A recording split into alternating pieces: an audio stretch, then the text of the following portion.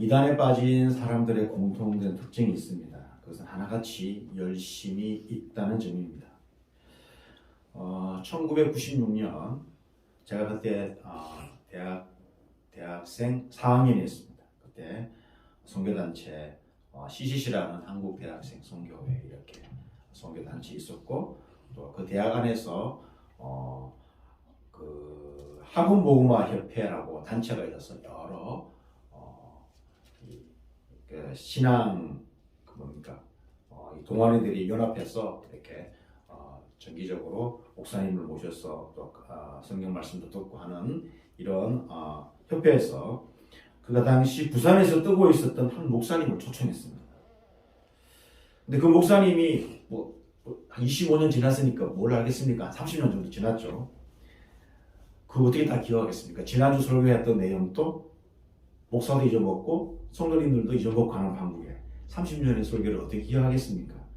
그런데 다른 말은 하나도 기억나지 않는데 그분이 했던 한마디 말이 잊혀지지 않았습니다. 그건 뭐냐 하면은 그분이 그 설교 중에 이런 말을 했어요. 복음을 위한 접촉점은 필요 없다. 접촉점 자체가 필요 없다.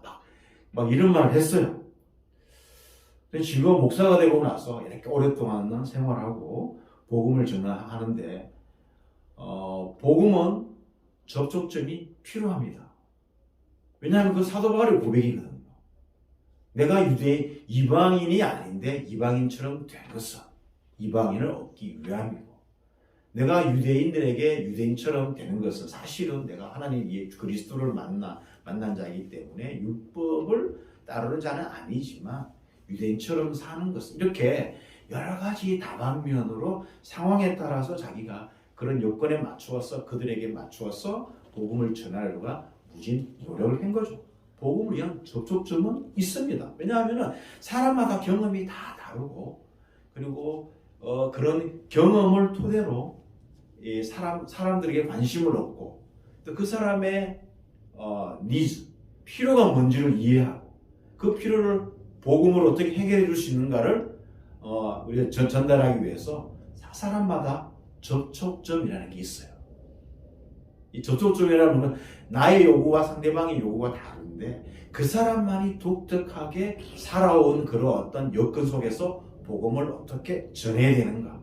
접촉점이 필요한데 그 당시에 이분은 복음을 위한 접촉점은 필요 없다. 그것도 굉장히 신선한 말이었어요, 제게. 그 사람이 누군가? 다락방으로 유명했던 류광수 목사였습니다. 부산에서 이 운동을 일으켰던 다락방. 이 사실을 저는 한참 지난 후에 알았습니다. 사실 이 사이비 단체 다락방이 얼마나 한때 한국교회를 오랫동안 힘들게 했습니다. 자기들만 진리를 소유하고 나머지도 다 가짜라고, 저 목사들 다 썩었다고, 저런 거짓교회 다니는 성도들이 불쌍하다고, 자기들만 깨끗하고 자기들만 진리고 자기들만 바른 길 가고 있고 세상 모든 교회는, 아니 그러면 한국에 있는 그 교회만 그렇고 그러면 세상에 있는 교회는 어떻게 됩니까?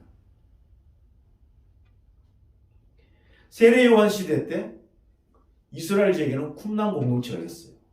그 쿰란 공동체가 뭐냐면 따로 떨어져서 자기들끼리만 모여 사는 그런 공동체였어요. 그 공동체가 뭘 주장하는가? 우리만 하나님의 선택받은 참 백성이고 우리에게만 하나님의 말씀을 해석할 수 있는 특권이 주어졌다. 이런 식으로 그 쿰란 공동체가 있었다는 거죠. 마찬가지로 약간 이단이나 사이비들은 뭡니까? 우리만 진리를 가지고 있다. 이런 거예요. 자, 이런 그 다락방 세력들이 잠잠해지는가 싶었는데 우리가 코로나19 사태로 겪은 게 뭐죠? 신천지라는 것이 어마어마무시하게 확장됐다는 것을 두 눈으로 똑똑히 확인하는 그런 시기였습니다. 청주 지역에도 저 청주대학교 부근에 그 박물관 있죠? 문화창작? 예. 그 앞에 그 양쪽 도로에, 예전에는 양쪽 도로에 이런 파라솔을 치고 사람들이 항상 있었어요. 걔네들이 뭐였다고요? 신천지였어요. 득실득실했다. 지금은 그런 분들이 없어요. 그런데 불구하고 청주에 신천지가 많아요. 근데 이상하게도 이단들은 믿지 않는 자들을 전도의 대상으로 삼는 게 아니라 누굴 전도의 대상으로 삼습니까? 믿는 자들 중심으로 삼는다는 게. 제가 CC에서 훈련을 받았는데 여기 김진영 목사님도 CCC 훈련 받았어요. 청주 CCC. 청주 CCC가 전국 CCC 내에서 굉장히 지명도가 높은 지역에 있어요. 청주 CCC. 굉장히 이 청주의 그런 학생들이 이런 어떤 그 CC 속에 있는 그때 그 주소태 목사님 청주를 움직이는 뭐 50인인가 안에도 이렇게 포함되는 아주 유명한 그런 목사님이기도 했어요. 근데 문제는 제 동기 중에 같이 이제 입학하고 CC 생활하는 동기 중에 두 사람이 제자 훈련도 정말 열심히 받고 이렇게 졸업을 하고 이제 각자 길을 갈 줄 알았는데 무슨 일이 벌어졌는가 하면 이 두 명이 다락방에 들어간 거예요. 그것도 우리 충격이었어요. 그냥 CC 생활을 하면서 그냥 잘 안 보이는 친구가 아니라 굉장히 헌신적으로 활동하고 제자훈련에 참여했던 자가 다락방에 빠져버린 거예요. 다행히 그 중에 한 친구는 중도에 나와서 그리고 정상적으로 신학 교육을 받고 지금은 인도네시아 선교사로 파송되어 있습니다. 참 감사한 일인데 그 중에 한 명은 끝까지 남아서 다락방 계통의 신학교를 나와서 다락방 목사로 지금까지 살아가고 있습니다. 이 형제와는 졸업 후에 한 번도 연락을 해보지 못했습니다. 하지 않은 거죠. 제가 차단을 한 거죠. 여러분 열심 자체는 그 자체가 나쁜 게 아니죠. 그 열심, 그 열정이 바른 방향으로 가느냐가 중요하죠.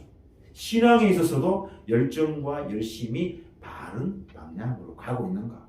이게 늘 중요합니다. 여러분 예수님을 만나기 전에 사울 열심히 뭐 해죠? 열심히 뭐 했다? 특심했다. 열심 중에 특심했다. 누구보다도 열심이라는 단어가 굉장히 중요한 단어입니다. 구약 성경에 열심이라는 단어는 그 제사장 비느하스의 전통을 잇는 하나님을 섬기는 특징을 열심이라는 단어로 표현해요.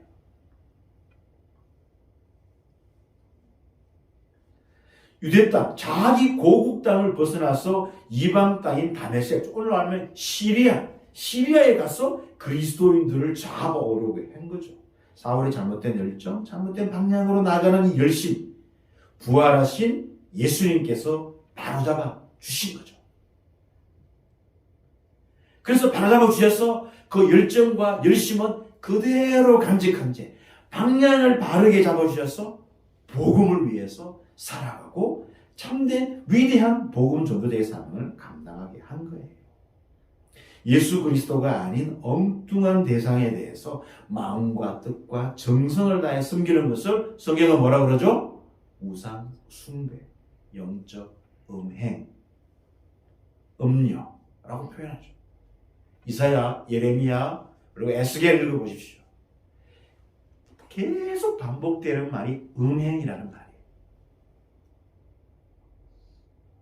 성도에게 열심히 있는 것은 칭찬할 만하면 좋은 일입니다.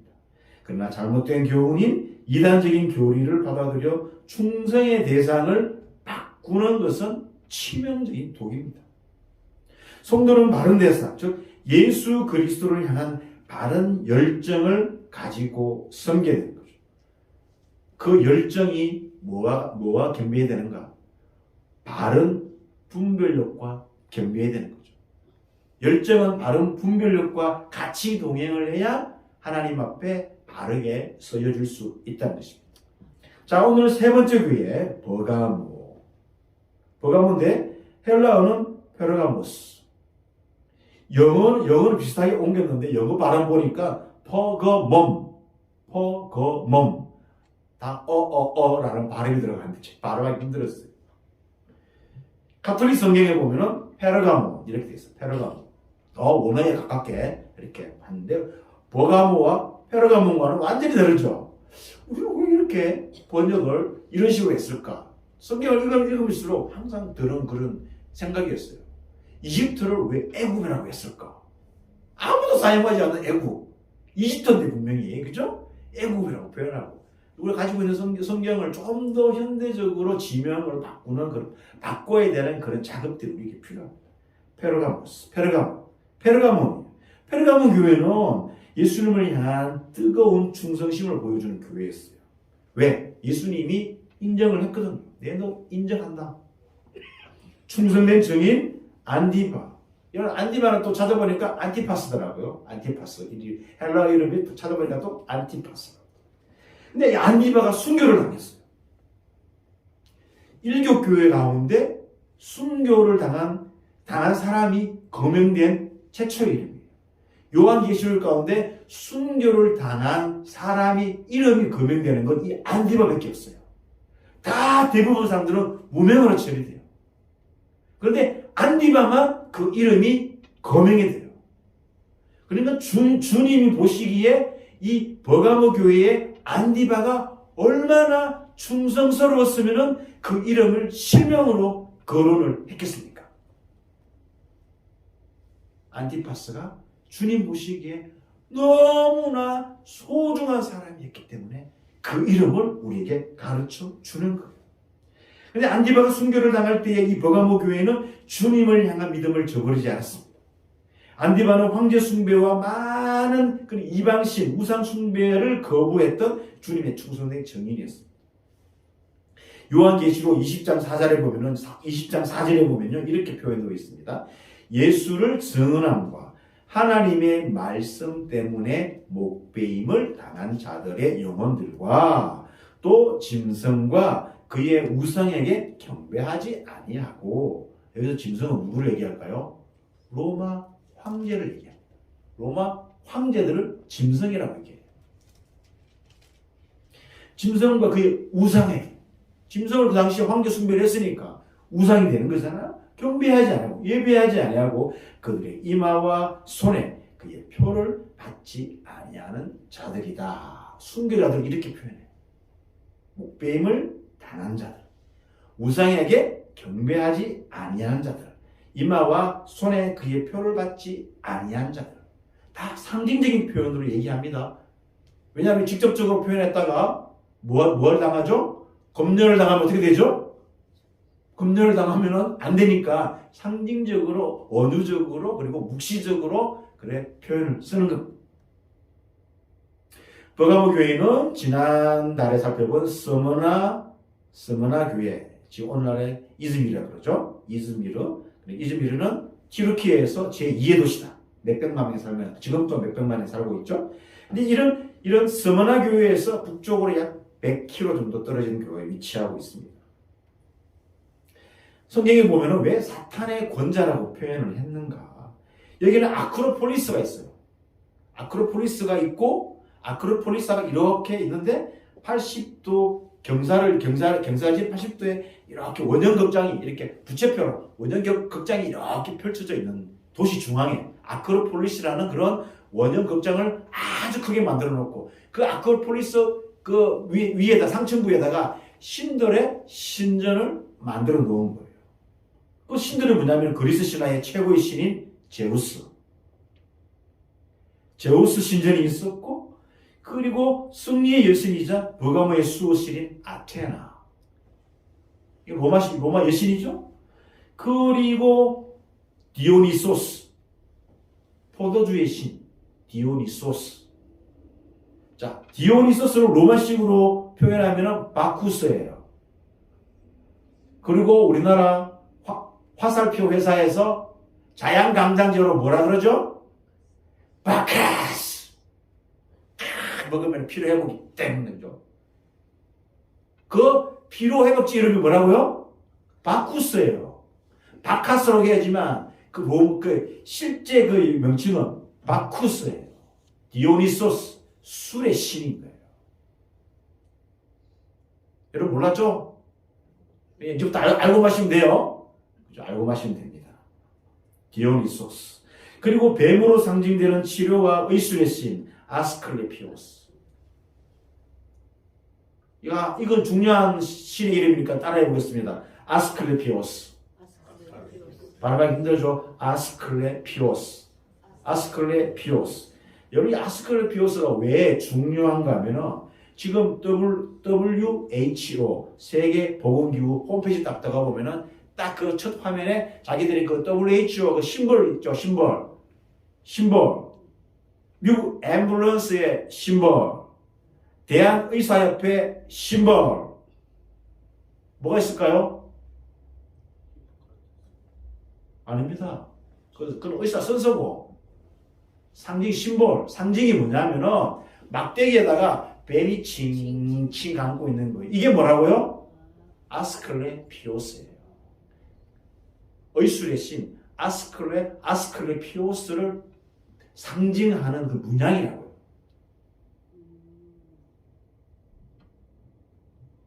근데 지금 또 그 의학계에서는 그리스의 그 아스클레피오스 신화를 그대로 받아와가지고 심볼로 쓰고 있다고.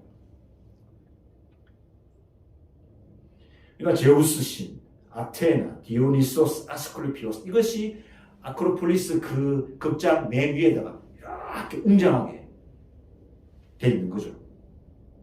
그러니까 우상숭배, 황제숭배와 우상숭배, 우상이 그런 우상에 대한 제의, 한마디로 얘기하면 제사, 예배 이런 걸로 넘쳐나는 곳이 뭐였다고요?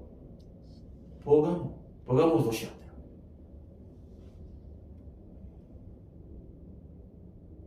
또 버가모는 뭐가 중요하면은 주후 29년에 생존하는 로마 황제였던 아우구스투스, 그러니까 시저라고 그러죠. 시저. 아우구스투스는 살아있는 황제를 숭배하는 최초의 신전을 건축한 동네가더라고요. 버가모였어요. 그 당시에는 황제가 죽은 다음에 황제 숭배라고 해서 신전을 만들었는데 살아있는 황제를 예배하기 위해서 숭배하기 위해서 신전을 만든 최초의 도시가 어디라고요? 버가모였다는 거예요. 이런 우상 숭배가 만연한 분위기에서 예수님의 충성된 증인으로 살아간다는 거 쉬운 일이 아니겠죠. 제가 지난달에 얘기했잖아요. 길드에 들어가려면은 거기에 규칙을 따라야 되는데 먹고 살기 생계를 유지하기 위해서는 살아가야 되는데 그 관례를 따라야 되는데 그러지 않고 어떻게 살아갈 수 있겠는가? 쉽지 않은 거죠. 물론 우리가 지금 생각을 어떻게 하겠어요? 그 당시 살아보지 않았으니까 그런 환경 속에서 얼마나 힘든다는 거. 그래서 주님은 버가모 교회가 어떤 상황에 처해 있는지 잘 아셨습니다. 그래서 그들이 있는 곳이 사탄의 권자가 있는 곳이라. 왜냐하면 이방 시인들이 득실실 되는 거거든요. 귀신이 득실실 되는 곳이니까 사탄의 권자가 있는 거. 주님 그렇게 봤어요. 사탄의 권자가 있는 곳이라고. 황제 숭배와 비롯해서 온갖 우상 숭배를 통해서 사탄이 역사하고 있음을 말해주는 거예요. 주님은 이런 상황에서 안디바가 숭배한 것을 아신 거죠? 그 와중에 버가모 교회 성도들은 이런 핍박이 있는데 주님의 이름을 놓거나 포기하거나 또는 배교하거나 그렇게 하지 않고 뭐라 그랬다 했죠? 주님의 이름을 성경의 표현대로 뭐라고 그랬죠? 여러분, 나를 믿는 믿음을 저버리지 아니하였다. 이렇게 저버리지 아니하였다의 원래 원뜻은 뭐냐면 꽉 붙들었다. 꼭 붙들었다. 붙들고 놓아주지 않았다. 버가모 교회가 그렇게 심한 핍박을 당했음에도 불구하고 예수님의 이름을 저버리지 않고 꽉 붙들고 있었다. 주님은 그걸 버가모 교회에 인정하는 거예요. 칭찬해주고 있는 거예요. 그런데 이런 칭찬 바로 다음에 뭐라 그러죠? 그러나 주님은 버가모 교회의 일부 성도들의 열심히 잘못된 방향으로 가고 있음을 경고하고 있습니다. 왜냐하면 잘못된 이단적인 가르침, 발람의 교훈을 따라가는 것이었습니다. 발람의 교훈. 발람이 누구입니까? 발람은 이방인이죠. 이스라엘 선지자가 아닙니다. 이방인 선지자였어요. 근데 하나님은 또 알았어요. 발람은 이스라엘 백성들이, 그러니까 출애굽한 이스라엘 백성들이 모압 지역의 광야를 통과하여 약속의 땅으로 들어가려고 할 때, 그 요단강 맞은편에서, 그리고 모압 지역, 오늘 얘기하면 요르단 그 국가, 어제 그냥 졌지 않습니까? 이득방으로 그 나라가 요르단이죠. 그 요르단 나라 보면은 거기가 모압, 암몬, 에돔 이런 옛날의 나라들이 살았던 지역이에요. 요르단이. 그래, 요르단 맞은편에 뭐 있죠? 요단강 맞은편에 이스라엘 땅이 있는 거죠. 그러니까 모압 지역, 그렇게 요르단 외 상층부의 윗부분에 그 모압 지역인데 그 모압 지역에서 이제 요단강을 건너가면 이스라엘 땅을 건너가는 그 시점에 위협을 느꼈던 모압 왕 발락이 선지자 발람을 불러와서 이스라엘 백성들에게 저주할 것을 부탁하죠. 그걸 알죠? 민수기 22장, 23장, 24장에 기록되어 있어요. 발람이 하나님께서 가지 말라고 하는데 불구하고 계속 그냥 가겠다고 뻗치다가 어떻게 될 뻔했죠? 천사에게 죽을 뻔한 거죠. 나귀는 눈이 떠져가지고 천사의 모습을 보는데 선지자라는 사람이 영적인 눈이 닫혀가지고 천사에게 죽을 뻔한 거죠. 그런 일이 있었죠. 이스라엘 백성들을 저주하지 못하고 3번이나 축복했는데 그게 끝이 아니었어요. 민수기 31장 16절에 보면은 보라, 이들이 발람의 꾀를 따라 이스라엘 자손을 보호리 사건에서 여호와 앞에 범죄하게 하여 여호와의 회중 가운데에서 연병이 일어나게 하였느니라. 발람이 그냥 가지 않고 3번의 축복을 했지만 발락에게 하나의 그냥 힌트를 줬어요. 이렇게 하면은 이스라엘 백성들이 유혹에 빠질 거야. 하나님 앞에 벌 받을 거야. 라고 힌트를 딱 주고 뜨는데 그게 그냥 적중한 거죠. 시딤 지역에 진을 치고 있었던 이스라엘 백성들에게 이쁜 모압 여인들을 많이 보냈어요. 아름다운 여인들을 많이 보내었어요. 그래서 이스라엘 남성들을 유혹해서 바알볼을 함께 섬기는 그런 제사에 예배에 참여하게 했고 우상의 제물을 먹게 만들고 엄란한 그런 광경에 빠진 거예요. 이제 곧 약속 젖과 꿀이 흐르는 가나안 땅으로 들어가는 바로 그 시점에 영적이고 육체적이고 엄청난 타락이 일어난 거예요. 40년간 하나님이 그 애굽에서 이때 우상 숭배 찌든 400년간 그런 노예의 그런 습성에 찌든 그걸 40년간 다 하나씩 다 뺏어 약속의 땅으로 진입하는 바로 그 시점에 바알볼의 사건을 통해서 이스라엘 백성들이 바로 그 영적인 그냥 음흉함 속에 빠져서 전체가 그냥 이스라엘 백성 전체가 영적으로 그냥 깊은 수렁에 빠진 사건이었어요. 여러분, 이 사건이 주는 교훈이 뭐죠? 어디와 연계되어 있죠?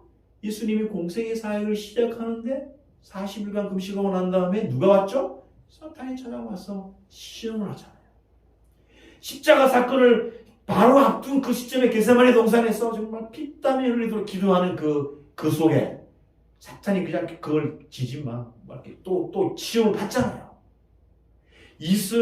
아담과 이스라엘은 실패했지만 예수님은 유혹에 넘어가지 않았다. 이 사건을 대비적으로 보여주고 있는 거예요. 이 사건으로 인해서 연병이 퍼져서 24,000명이 죽었죠. 주님은 이런 치명적인 거짓 교훈으로 가르치는 이들이 버가모 교회를 위협하고 있다고 경고했습니다. 그게 누군가? 발람의 교훈을 지키는 자들이 있는데 니골라당은 이미 에베소 교회에서 나왔고 에베소 교회에서 이 니골라당은 바로 사도행전 6장에 가면 7 지사 가운데 마지막 7번째로 거명되는 이방인이었는데 유대교로 개종했다가 다시 예수님을 믿는 자였어요. 나머지 6명은 바로 이방인에서 예수 그리스도를 믿었는데 이 니골라는 유대교로 개종을 해서 거기에 다시 예수님을 믿은 아주 독특한 이력의 소유자였어요. 이 니골라당이 바로 발람의 교훈을 가르치는 거였어요. 에베소 교회는 바른 분별력을 가지고 니골라당의 행위를 미워했으며 이래 거짓 가르침으로부터 교회를 잘 지켰지만 버가모 교회는 분별력이 부족했는지 니골라당의 그런 발람의 교훈을 따르는 자들이 생겼다는 거죠. 분별력을 상실했다는 거죠. 여러분, 버가모 교회를 보면서 안타까운 게 뭐죠? 한쪽에서는 안티파스, 안디바가 순교를 당하는데 불구하고 충성스럽게 예수님의 이름을 꽉 붙들었던 그런 부류에 있는 사람이 있는 반면에 또 한쪽 부류에서는 발람의 교훈, 니골라당의 가르침을 가르치는 이런 무리들이 있었던 거예요. 한 교회 안에 이 두 그룹이 존재하고 있었다는 것, 얼마나 충격적인 일입니까? 한쪽에서는 본받고 우리가 따라야 할 그런 무리가 있는 반면에 또 한쪽에서는 우리가 따르지 말아야 할 이런 무리가 있었다는 거. 만약 우리 교회 가운데 이런 그룹이 생겼다면 그 교회 얼마나 복잡하겠습니까? 영적으로. 버가모 교회가 이런 영적 분위기 속에 있었다는 것이었습니다. 니골라당은 아마 이렇게 유혹했을 겁니다. 우상을 위한 축제에 참여하는 거, 그거 어쩔 수 없는 일이잖아. 먹고 살기 위해서, 생활하기 위해서 참여해야지. 그리고 사회적 책임 차원에서 용납되는 것이지. 하나님에 대한 믿음만 잘 가지고 있으면 그거 해도 괜찮아. 어차피 걔네들은 가짜 신 아니야? 이런 가르침으로 유혹했을 겁니다. 이와 유사한 가르침이 어느 교회에 있었죠? 고린도 교회에 있었죠. 고린도 교회의 주장과 유사한 거예요. 일종의 우상 숭배와 타협한 거죠. 우리나라를 만약에 하면은 하나님 믿어도 되는데 그래도 조상을 섬기는 제사 드려도 되지 않아? 조상에 대한 기본적인 예의를 지키고 또 그건 우리나라에 수천 년간 내려온 그런 그 문화 아니냐? 그걸 왜 굳이 그걸 거부하려고 해? 제사 드려도 괜찮아. 가톨릭은 괜찮아. 개신교는 안 돼. 그럼 우리가 정했을까요? 아니, 누가 정했죠? 바울이 정했어요. 귀신과 하나님을 겸상할 수 없다고.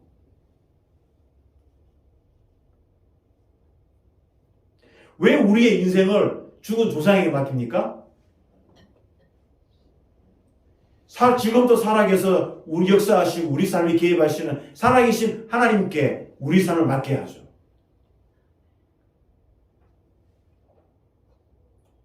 이 문제가 버가모 교회 전체 영적 분위기를 허러 있었고, 근데 한쪽 부류에서 이런 가르침을 따른 자들에게 예수님은 뭐냐 하면 이 문제를 버가모 전체 교회가 회개하라고 명령하십니다.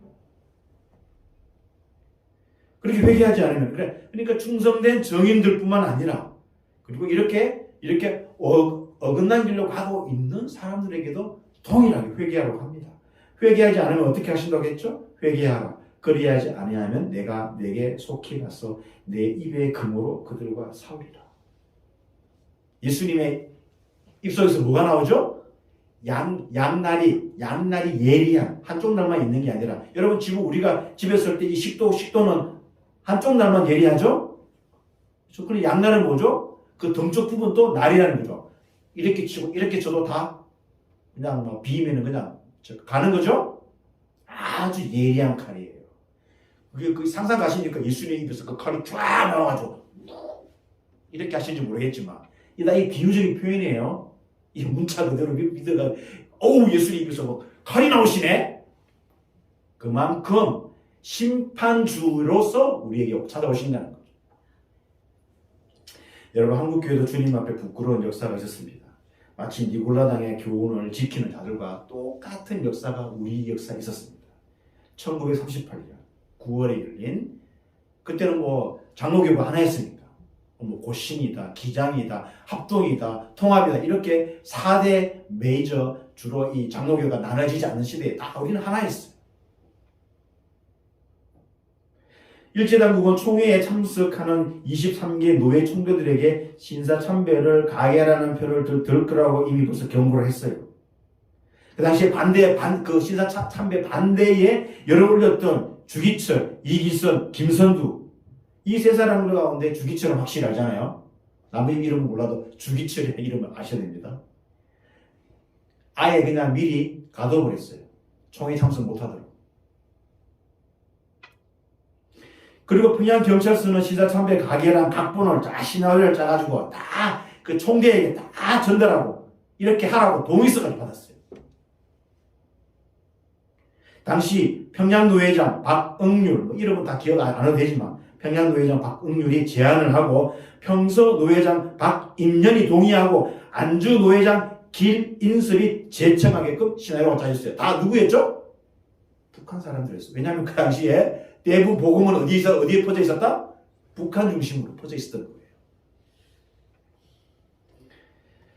1938년 9월 9일에 평양 서문박 교회에서 총회가 저녁에 개최되고 바로 그 다음날 회의장에서 이제 이 뭡니까 총회장 그 당시 총회장이었던 홍택기가 이 신사참배에 가를 묻는데 참석한 사람들이 드러내놓고 얘기하지 못하고 한 10명쯤 가하면 가하십시오 하니까 예라고 얘기하죠. 전체가 얘기하는데 10명 정도만 얘기하는데 그러면 아니면 부라고 아니라고 얘기하십시오라고 반드시 사회자가 물어야 됩니까? 안 물어야 됩니까?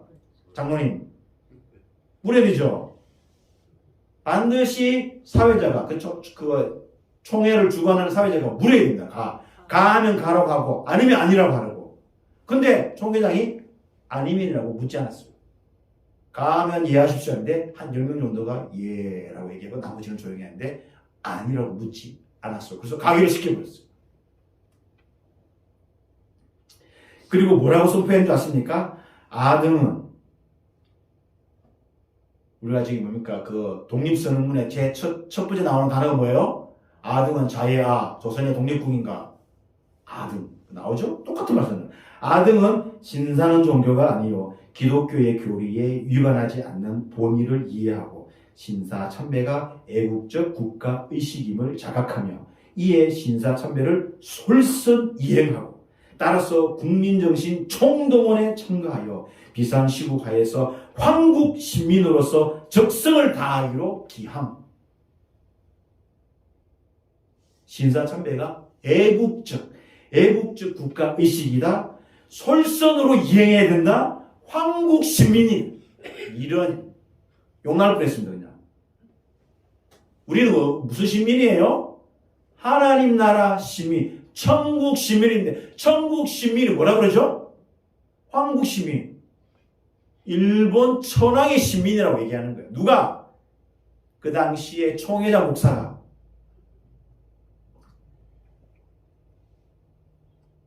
물론 강압에 의한 것이라도 할지라도 우상숭배 앞에 무릎 꿇는 사건이었어요.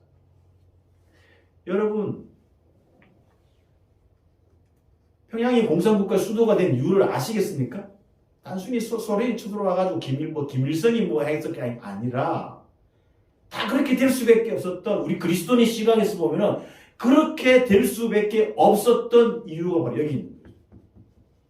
그 평양에서 신사참배를 강행을 했으니까. 여러분 이거는 성경을 보면 알죠. 성경의 예언자들이 뭐라 그래요? 이스라엘의 첫 성전이 있을 때가 어디예요? 구약 성경에 실로예요. 그래서 이스라엘 예언자들은 실로를 경고하죠. 그 실로가 타락했을 때 하나님께서 그 실로를 어떻게 했는지.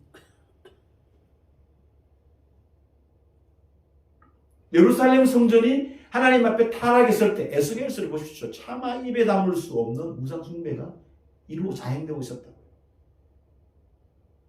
그 도시와 나라를 어떻게 하셨는지, 그 평양을 하나님께서 어떻게 하셨는지. 한국교회의 아킬레스건은 바로 이 신사참배예요. 마치 한국 사회가 일제의 식민지 단죄를 청산하지 못하고 있는 것과 마찬가지죠. 그래서 한국교회는 회개해야 돼요. 이걸 공개적으로 드러내놓고 합심해서 다 회개해야 되는데 이걸 음성적으로 자꾸 일어나고 있고 공개적으로는 일어나지 않아요. 시간이 벌써 100년이 가까워지는데.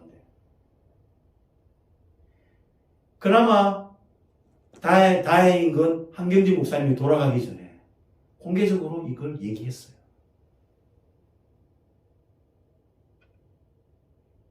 여러분, 당사자들이 다 죽었다고 이 영적 문제가 저절로 사라지는 겁니까?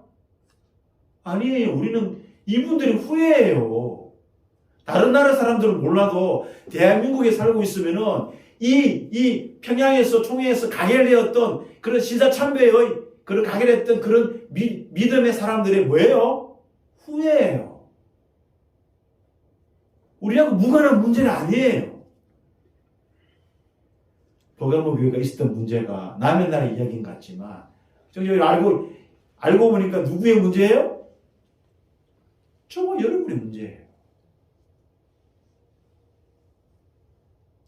이 문제를 해결하지 않고 넘어가면은 한국교회는 늘 이 문제 때문에 발목 잡혀요.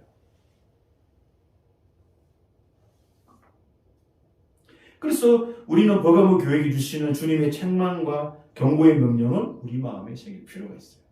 한국 그리스도인이라면은 한국 기독교 역사 가운데 일어났던 이 불행한 일, 이건 나와 상관없는 일 아니라 그걸 마음에 새기고 있어요. 아, 나도 버가모 교회 성도처럼, 아니면 이 신자참배를 가게 했던 그분들처럼 나도 타락해서 우상숭배에 빠질 수 있다는 그 경각심을 이 마음속에 늘 새기고 있어야 한다는 거예요. 여러분, 니골라당의 문제를 오늘날 우리에게 적용한다면 뭐예요? 뭐라고 할 수 있을까요? 우리 우상숭배는 없지만 신앙과 세상과의 타협입니다. 교회 다니면서 술집도 잘 다닙니다. 교회 다니면서 점집도 잘 다닙니다. 교회 다니면서 사주팔자 궁합 너무 잘 봐요. 교회 다니면서 불법으로 로비해요. 노동자의 임금을 착취하고 탈세해요. 이건 좀 다르지만 연말정산시에 자신의 헌금을 가족 은혜에게 합쳐달라고. 여러분, 이거 정직한 거예요? 정직하지 못한 거예요? 얘기해 보세요. 내가 낸 그 헌금 기부증명서를 가족의 누구 한 사람에게 또 다른 사람에게 합쳐달라는 거, 이거 돼요, 안 돼요? 이거 보조시 요구한다고요. 제 부목사 했을 때. 제가 목사 되고 나서 종합소득세 신고해 보았는데요. 기부 헌금 해보니까 제가 낸 그런 헌금 액수와 거기에서 요구하고 있는, 제가 만약에 400만 원 냈던 헌금세 치다 400만 원 치면 400만 원 다 안 받아줘요.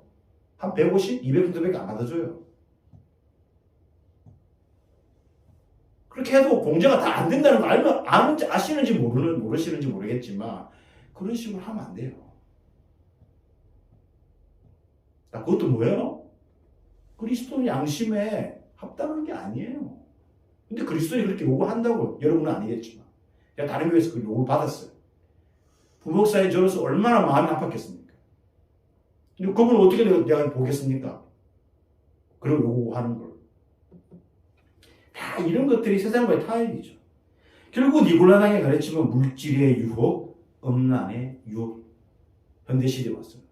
물질의 유혹과 음란의 유혹. 이게 누구라고요? 발람의 교훈이자 니골라당의 가르침입니다. 그래서 우리는 부끄러움을 알아야 합니다.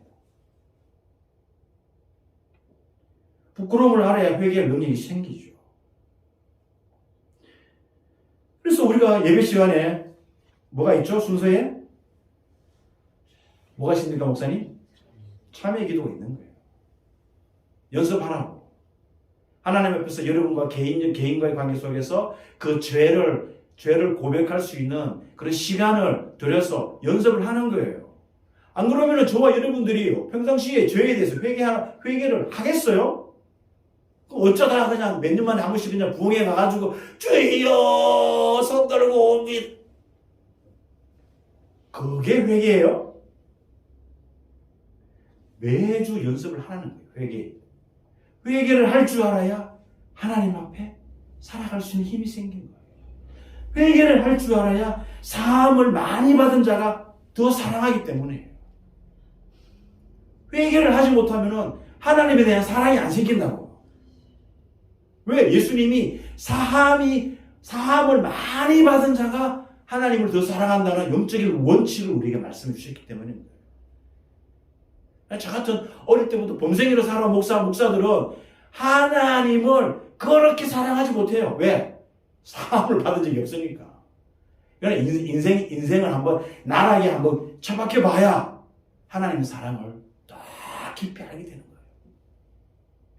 그러니까 한번 타락하는 거, 의도적으로 타락하는 건 안 되지만 타락을 깊게 해봐도 돼요. 왜? 돌아서면 하나님의 사랑을 깊이 알기 때문에.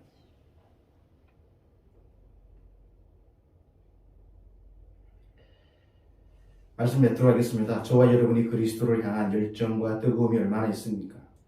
이 열정이 지금 바른 방향으로 가고 있는지 확인해 봐야 되겠죠?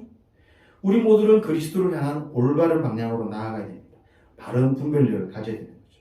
그렇지 않으면 충성된 성도가 거짓 가르침에 더 빠질 수 있기 때문인 것이죠. 바르기는 저와 여러분이 안디바처럼 충성되고 신실하게 주님을 섬기며 책망받는 것 두려워하지 않고 주님께 회개하는 믿음의 삶을 살아가며 주님께 지속적으로 쓰임받는 성도와 주선한 교회가 되시기를 주님의 이름으로 간절히 축원합니다.